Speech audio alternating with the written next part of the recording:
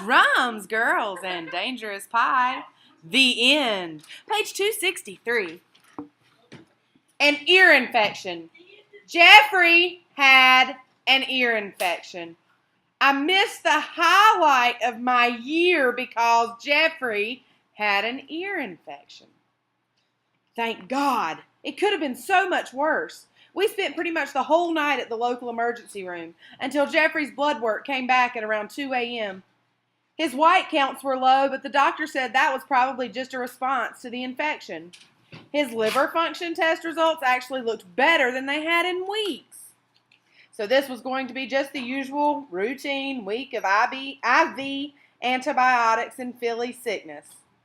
Jeffrey would be transported down there around 2 in the afternoon the next day. He had asked that I be allowed to ride down in the ambulance with him, and I was willing. They hadn't exactly said yes, but I had a feeling it was going to happen. My dad and I went home to sleep for a few hours and packed my stuff. I collapsed into bed with my clothes on and didn't wake up until after 11 a.m. As soon as I went downstairs in the morning, I noticed that the answering machine was blinking. We had slept through a lot of phone calls.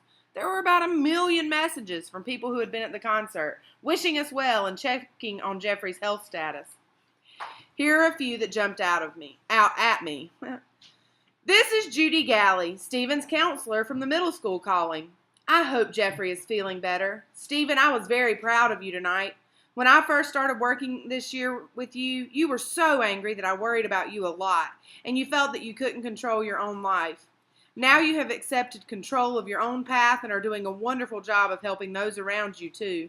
Just remember, instead of agonizing about the things you can't change, I hit fast forward. I absolutely knew the rest by heart. Mr. Stoll here. I hope the little guy's okay. Stephen, don't worry about leaving the concert. Max asked me to sit in and cover your parts, and I did. The band sounded great. It wasn't what it would have been with you there, but we all got by. Okay, good night, dude. Will I see you at your lesson tomorrow? Max? Oh, yeah, Mr. Watrous.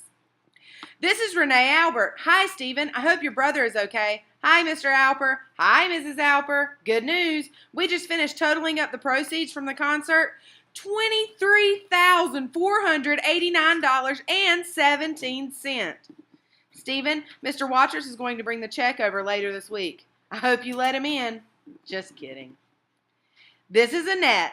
I hope everything is all right there. Stephen, call me when you can about what happened, okay? You know, when you were leaving, I really meant it.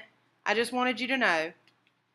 It was interesting, hearing Renee and Annette write in a row like that. Somehow, overnight, I had figured something out. Renee was beautiful, but she was my friend now.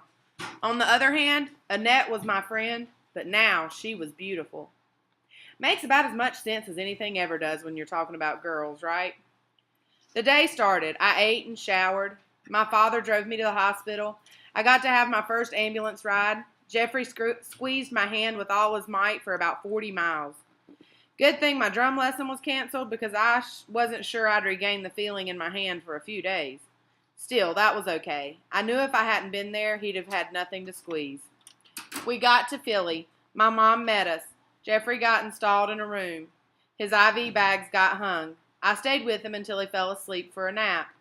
Then I tiptoed out and went down the hallway to say hi to Samantha and tell her I had followed through on my promise to her. But when I got to her room, it was empty, and the bed was stripped. The next few minutes are a blur. I grabbed the little cord that calls the nurse and buzzed nonstop until a lady came charging in. She said in that semi-scary nurse voice, "What's wrong?" My voice came out all quiet and wobbly. There was a patient here. Her name is Samantha. She's my friend. Now she's not here, but she said she's always in this room. Did she get sent home?